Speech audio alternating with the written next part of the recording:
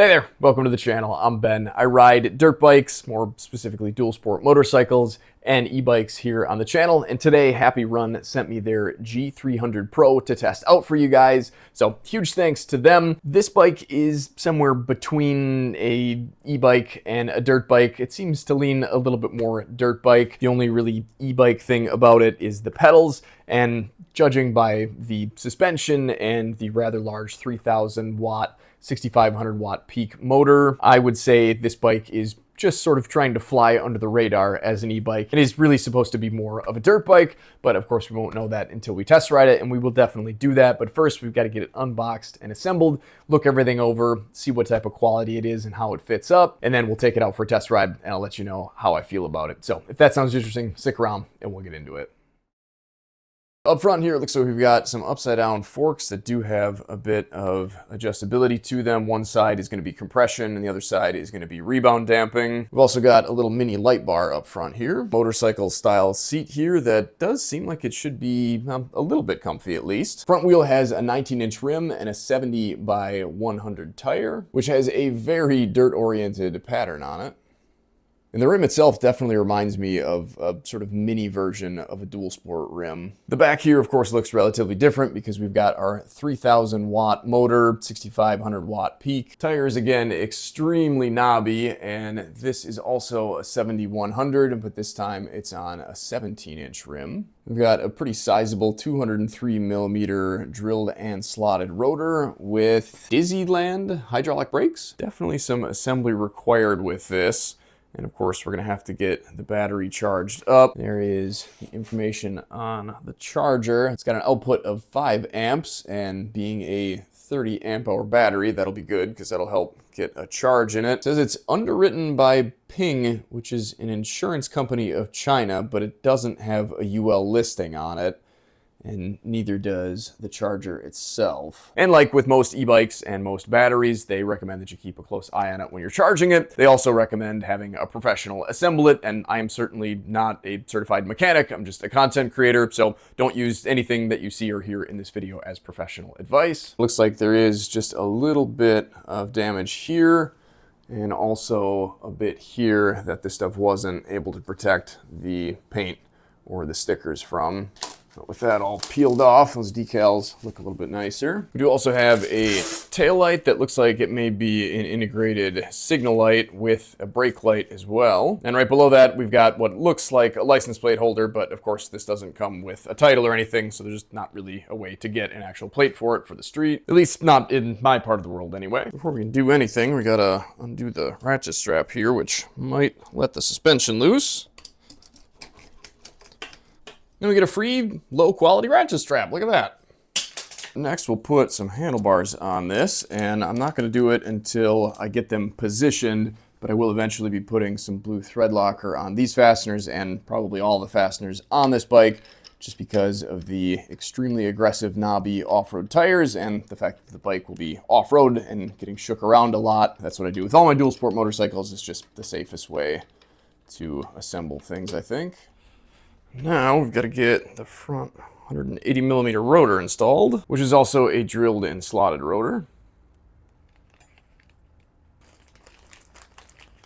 Looks like these fasteners do come with some pre-applied thread locker on there, but I might stick a little bit on just in case. Now, in order to get that front wheel on, I'm going to lift the front of the bike up and scoop my motorcycle jack underneath it. We'll get this axle pulled out.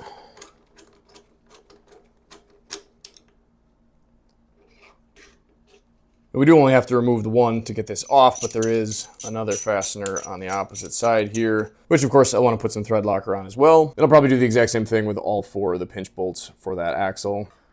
We'll slide that into place. One thing I'm noticing already is that it seems like our front tire here is not balanced very well. Of course, we want to tighten the fasteners on the ends of the axle first. That'll sort of hold everything together. And then to keep everything together, we'll do the 4 pinch bolts last. These, of course, we want to get tight, but they are small fasteners, so definitely be careful not to snap them off in there. So next up, we've got to remove the little shipping brace here. We will be reusing the fasteners that are in there, though, for our, well, motorcycle-ish looking shock here. So we've got a spring that is adjustable, meaning that you can adjust the preload, and it looks like it is pretty well compressed. There's a few threads showing through there yet, so we could add a little bit of preload if needed. This little guy right here is your rebound damping adjustment, and that just adjusts how fast the shock and spring can rebound once it's compressed. And then I would assume that this is a compression damping setting of some sort. This is actually just a cap that has a Schrader valve on the inside of it, meaning something that would normally take some sort of air. I have no idea if you are supposed to put air in this, if this is just a relief. The instructions don't say anything about it, but if you looked up ZHGE on the bottom here, you might be able to figure out a little bit more information on this. But for now, we're just going to get it installed on the bike.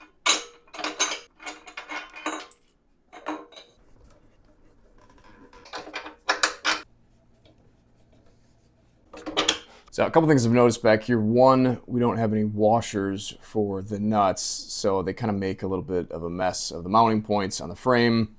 That one doesn't look quite as bad there. The other thing is at the pivot point for the axle here, there seems to be quite a bit of play. Doesn't exactly seem super tight.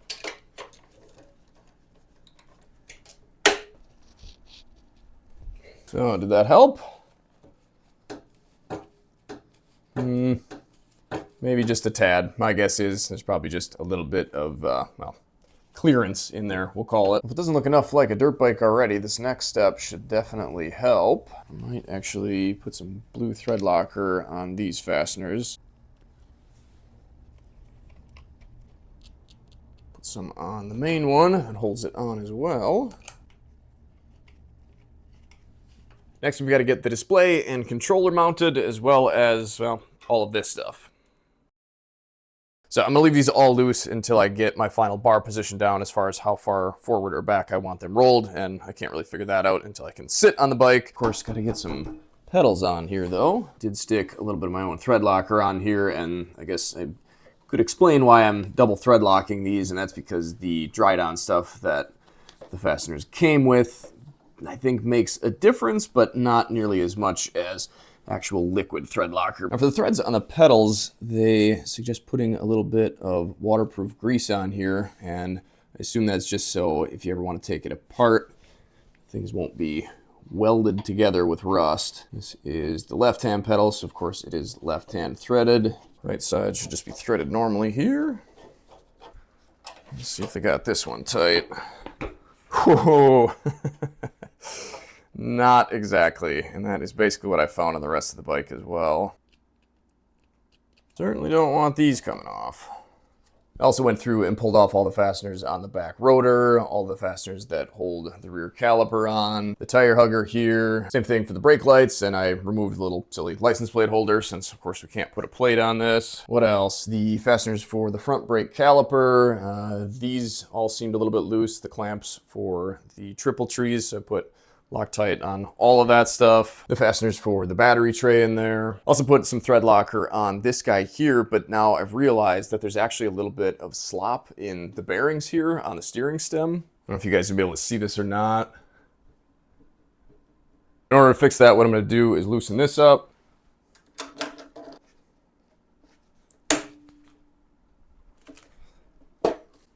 I'm going to use this Tusk preload adjustment tool that basically just looks a bit like a curved flathead screwdriver.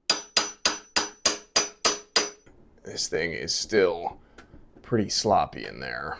And that's even after removing the top triple tree clamps and that steering neck cap and giving this thing, I mean, quite a few good hits. It just seems like it's pretty much bottomed out. The upside to having this removed is I was able to check these 4 fasteners here, and it did turn out that they felt, well, kind of like everything else, just not quite as tight, I think, as they should be. I put some medium strength thread locker on them and put them all back in place. All right, so if we throw a leg over this thing, we can kind of get an idea for the size of it.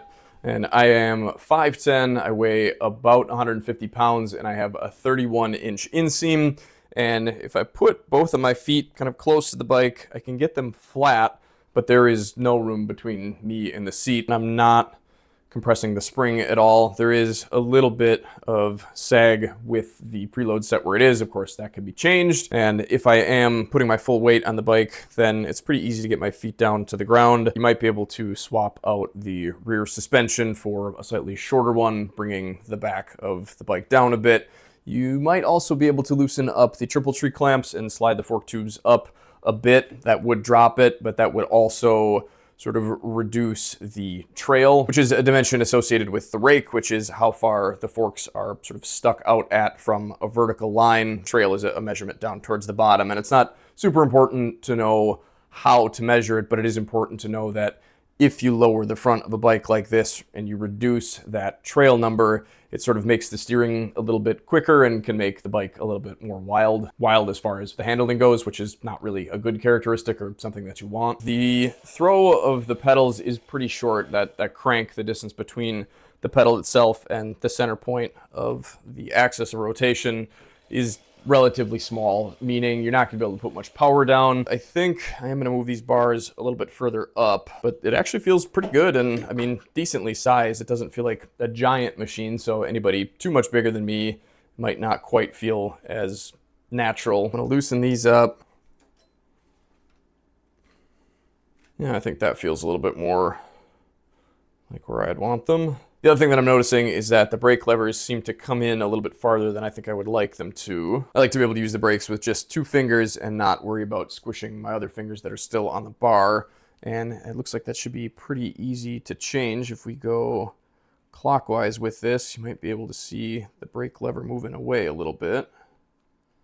So that should move the lever out a bit and also cause it to not come in quite as far when I actually hit the brakes. I want to stop myself for just a second there to provide a little bit of a word of warning with this adjustment. It turns out that you are able to adjust these to a point where the brakes will be actuated without hitting the trip sensor that basically tells the motor to stop working when you're on the brakes. It can be kind of dangerous. It might also be a desirable thing for somebody who wants to do wheelies and brake stands, but for the average rider, it's definitely not a safe thing, so be extra careful when you're making this adjustment. So I've got my wires all zip tied up here behind the headlight, which I guess hopefully isn't going to get so hot that it melts anything, but that's sort of strategic because now I can run my front brake line down behind here, and that sort of keeps it away from all the sharp edges in there. And the way that I've got this ran now is not at all in the instructions, but there is this little, well, I guess it's kind of a raised portion of the fork guard here that has a very clear hole for a zip tie and a little holder for the brake line. And I couldn't find that anywhere in the instructions. It wasn't in the instructional video. Everything that I've seen for this shows this bracket spun around the way that it came, and then the line came from back here attached to that, and then basically was just able to hang loose until it hit this point. And when I would compress the suspension up front, that line would either come way out here and create a big loop that could easily get caught on something, or it would get sent right into the spokes, which obviously isn't a good thing either. So while again, of course, I'm not an expert, to me, this seems like the safest thing. This is also something that I've seen on plenty of dual sport and adventure motorcycles. The other thing I've noticed is that where the cables go into both the headlight and the tail light here, it's not exactly watertight. This thing certainly is a little bit on the hefty side. I mean, I can get it picked up, but it definitely has some weight to it, even without the battery. Oh, and the battery itself is definitely not the lightest thing in the world either. Just gotta line that up with the channel in there. Let's slowly drop it down. We've got the top door here, which doesn't seem to want to lock. I don't know, it just seems like it doesn't quite go down in there far enough. Oh, nope, that was the trick. Let's get the display powered up here and see what that looks like. So definitely a nice, colorful, pretty neat looking display. Not the brightest thing, so it'll be interesting to see how it looks outside. We don't have a pedal assist level setting, and if I go up or down, it's not going to change until I squeeze the brakes here, and then you can see it'll switch over to pedal assist 1. And I believe we have 5 levels. If I hit the power button, we cycle through odometer, and then that gives us max speed, Average speed. So that's what the signal lights look like. Not super bright, but definitely kind of cool looking. So I must just have to, yeah, push them again and then they'll stop. The horn. Whoa, that's loud. Yikes. That is our headlight. Oh, I did not expect that to be yellow. Do we have a choice?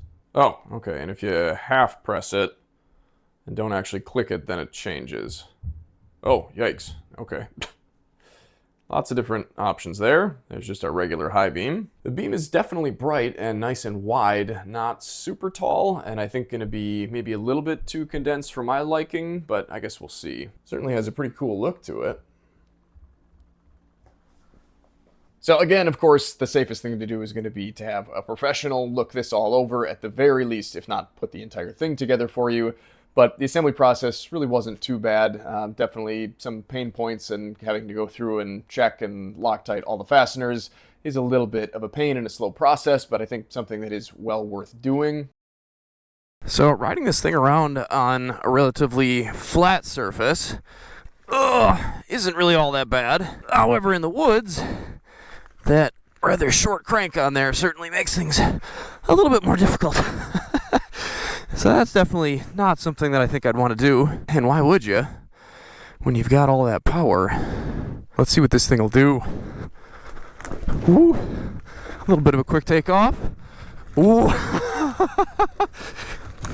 Wow, I've never had an e-bike that could make it up that hill.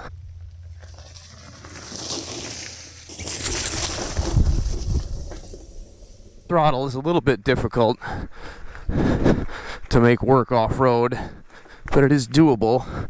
Boy, that motor's got some power. Oh, I forgot that was there.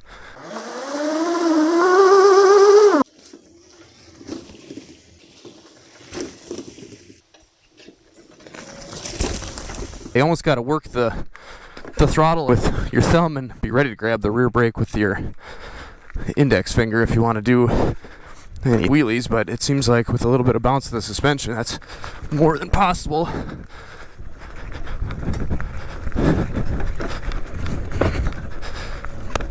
I almost feel like I can feel that front moving around a little bit. Let's see how quick we can get this thing to go off-road here.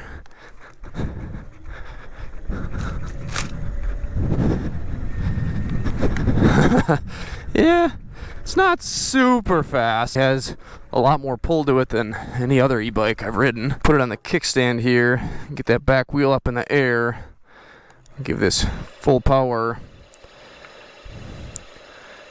It tops out at 50, meaning that it stops giving the motor any power once it sees that speed. So would it be able to do that with me on it? Maybe. Can we whip it around? Whoa. Yeah, possible.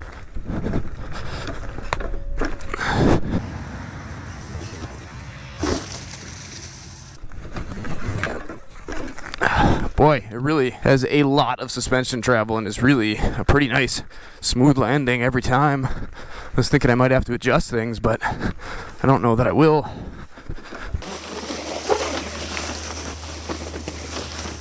I certainly don't spend too much time on the seat. How does that work? Actually, you know what? Why don't we just give it a pedal? Let's start out on pedal assist 1. That gives, oh, there we go. So it's a cadence sensor, takes a little bit to kick in, and then we get a little bit of power. Gets going a little bit. 10 miles an hour is a little bit fast for pedal assist 1. I think we'll just skip the rest. See if that pedal assist level is linked to the throttle. Yeah, definitely is. So if you are on a low pedal assist level setting, then you don't get much in the way of top speed from the throttle, but that's kind of nice. It's a little bit like cruise control then. Now it says not to ride this in any heavy downpours or through any deep water, so we won't be hitting up the pond today, but we will go a little bit close to it. I would still be always really, really cautious anytime you've got a lithium battery anywhere near water. That can certainly cause you some issues. Let's see if we can make it up this hill. My guess is no. Yeah, especially not with that start. These tires really seem to be gripping good. They're a lot more aggressive than most of the dual sport tires that I run, so I'm really feeling the grip, especially with this comparatively light bike. I don't know that we're gonna make it up this. Try pedaling. Oh yeah, with a little bit of pedal power. Oh, spoke too soon though. Oh, I don't know if we can call that a made it or not. Not quite. To be fair though, that is a really, really steep hill. Let's give the brakes a try here. Yeah, that front. I think that front should really be the same size as this giant rear back there. You have enough ground clearance to go over the log? Yeah, it's in a little bit of a depression, I suppose, but cleared it with the chainring anyway. Sure is a cool looking bike. It smells like dirt. It doesn't smell like anything's burning, so that's a good sign. It's handling all the hard pulls up the hill and messing around in the dirt. Boy, yeah, I can tell my hands are getting worn out quickly with this quarter twist throttle and the slippery faux leather grips, so I think that's definitely something that I would want to upgrade. Probably a full twist throttle and a set of nice grippy rubber MX grips.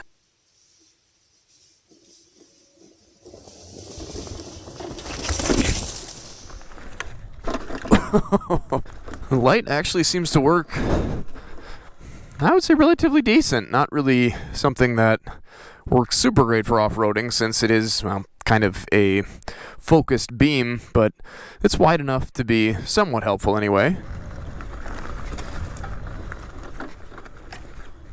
Seems like when you use the pedals, then the throttle kind of hangs a little bit, which certainly is not what you want off-road. But I guess that's what the throttle's for, right?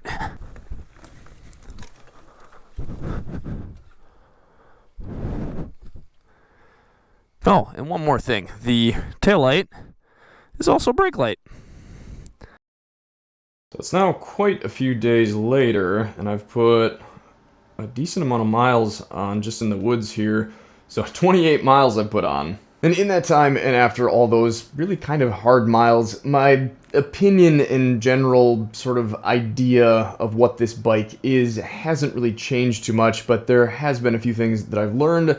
I've also had some time to talk to Happyrun, and so now I just kind of want to fill you guys in on all of that. They did tell me that I actually was correct in zip tying this to the little fork guard here. I'm still not 100% sure I like this whole setup, because basically this now has to slide inside of this. You can see there's kind of a bit of dust coming off of, well, one of these pieces here. Hopefully it's this plastic and not the brake line itself. And like I mentioned, this setup isn't all that different from what I've seen on dual sport motorcycles and what you'd see on motocross bikes. However, this little piece would be a much larger loop for this to go through, and it would be made out of an extremely slippery material, so you wouldn't have, well, that dust coming off. It would just slide through there nicely. The other thing that I noticed while I was out riding is that the seat actually seemed like it was a little bit loose, so I've been planning on tightening that up. But the other thing that just happened now when I was moving the bike around in here is, since I didn't have my gloves on, I wasn't wanting to grab the sort of sharp edge of the frame here, relative term sharp, so I instead grabbed the seat, and of course there was that sticker on the little flappy tail section here that said not to pick the bike up by that. But you really also can't pick it up by the seat, or if you do, it's going to rip one of the studs out of the back like mine did. So now I think I've only got 3 of the 4 bolts holding this on. And of course the seat pan is just made out of thin plastic and not meant to be picked up by, but a bike like this is going to need to be moved around and manipulated when you're off of it once in a while. So having some sort of safe grab handle that's not going to pull the bike apart would be kind of nice. Now this next thing isn't technically broken, it's broke in, and that's both the front and rear suspension, and that's not really something that's too uncommon. But the problem is now that after I get off of this bike, when I put the kickstand down, it now wants to fall towards me because that suspension is compressed more than it's supposed to be. And if you remember to sort of help the bike out back into its original factory suspension height, then it's just fine. But it is, again, something that makes this bike feel not exactly super high quality. I'm also not really a fan of the way this wiring or that brake cable is ran through this sort of sharp-edged opening in the frame. Having some sort of protection on here, I think, would definitely be a good idea. This is a, I believe, steel braided line. I don't know how well you guys will be able to see it, but it must have gotten pinched right here. And having that pinched in there could either completely block it off, reduce flow, or eventually cause a leak. And while I do have some positive things to say, there is actually one more thing that I realized I needed to mention. This nice loud horn that's in here stopped working shortly after I filmed that very first test ride. And the other day, when I was messing around with it outside, it was making a little bit of noise, and I was just holding my thumb on the button, and then I realized there was actually smoke coming from this. I did stick a full-length twist throttle on here, and the grips that it came with are a little bit more sticky and gummy. I've noticed that this may be a little bit dangerous. Having just that little short throttle, I think, makes it a little bit easier or a little bit less easy to accidentally grab the throttle and end up with the bike taking off and you just holding on for dear life. So I'm not sure that I would recommend this, but I guess what I really wanted to talk about is the fact that even with that small quarter twist throttle on here, the more I rode this thing, the more I noticed that the punchy power that this thing has, which is great, is not really very well metered. It seems like there's a very, very small sort of zone where you can kind of control the power, and then all of a sudden it just really hits. Depending on where you're riding and how good of a rider you are, it might not be a big deal, but it did kind of catch me off guard here and there, and I think it is certainly something that you would want to be careful of. The other thing that I've sort of noticed about this is while it's way stronger and has way more pull than any other e-bike that I've ridden, the fact that it's a hub motor is just going to kind of give you or leave you with some limitations. Yes, it can climb up my hill fairly well. Obviously, I needed to help with the pedals a bit, which honestly worked pretty well. And for what it is, I mean, I think that's probably fine. But if you're looking for something with a lot of power that's going to feel throttle-wise anyways, or power-wise, or have the hill climbing ability like an actual dirt bike would or an actual motorcycle would, I think having a mid-drive is really the only way to go. There's just only so much you can really do with a hub drive motor. If you're somebody that's going to ride one of these on the road, I think I'd be pretty careful legally, just because, like I said, these are really, at least in my area, something that's not going to be allowed on the road. But the tires mixed with especially that really kind of undersized front brake, it's just not something that I think I would recommend doing 50 miles an hour on. The best place for this bike is off-road, and it is a lot of fun. The suspension on here, aside from the fact that, again, the front and the rear kind of clunk around a bit once in a while, I was actually incredibly impressed with. I rode another bike around my woods here after riding this one, and I could not believe how jarring it was. This thing soaks everything up so nice when you're riding, when you're jumping. It really is very impressive as far as the suspension goes. It was probably the most fun bike that I have ridden around my woods here, and I think that would also transfer if you wanted to go on, say, off-highway motorcycle single track. And in talking to the Wisconsin DNR, it sounds like I could actually register this as an OHM and get an OHM trail sticker for it. Again, maybe with that hub drive, it would leave you wanting a little bit more here and there. But in spite of all this thing's faults, I've had just a blast riding this every single time. I'm able to do a lot more on this bike than I am with any of my dual sports, and I think it is probably a pretty good learning tool if you're somebody that wants to learn how to ride a dirt bike or a dual sport off-road, with the exception of the fact that, again, the throttle is not exactly as linear or as smooth as far as the power delivery goes as I think it should be. But I mean, if you can get over that, it really is a very fun bike to ride. Huge thanks to Happyrun for sending it out to me and for letting me badmouth it. Of course, purchasing decisions are always left up to you guys, but I do have an affiliate link if you want to use it down in the description to help me make more videos like this. But wait, there's more issues. I was just out with this thing, taking some pictures of it, and had it sort of precariously parked on a hill, and it fell over onto this side, and just the weight of the bike knocked, it looks like, this whole pedal arm in, and the chain ring is so bent up, or so bent because of this, that the chain just falls off immediately. Why was that so loose? This fastener, I think, appears to be straight. So to me, that is definitely an indication that this is just some soft material.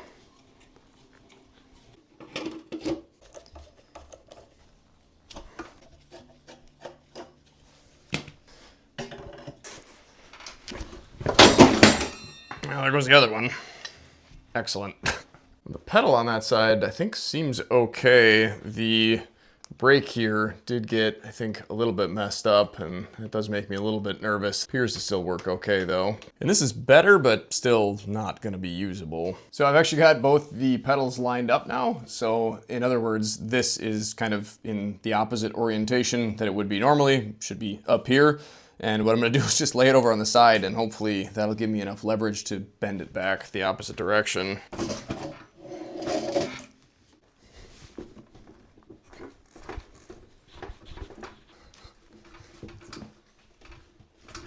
Well, after some prayers and some patience and a lot of bouncing up and down on the bike, this is basically almost as good as new. It still wanders around a little bit, but I just took it out and filmed all of the third-person B-roll shots of me riding up and down the hills and doing the jumps and stuff, and I didn't have a single problem. So certainly not a cool thing that it was able to bend, but definitely good that I was able to bend it right back. I think that's all I've got. Thanks for watching, guys. Take care, stay safe, stay swanky. Get out there and enjoy this beautiful world God created. Any chance you get, it doesn't matter what you're riding or where it's made, just get out there and enjoy it. Thanks for watching. We'll see you guys in the next one.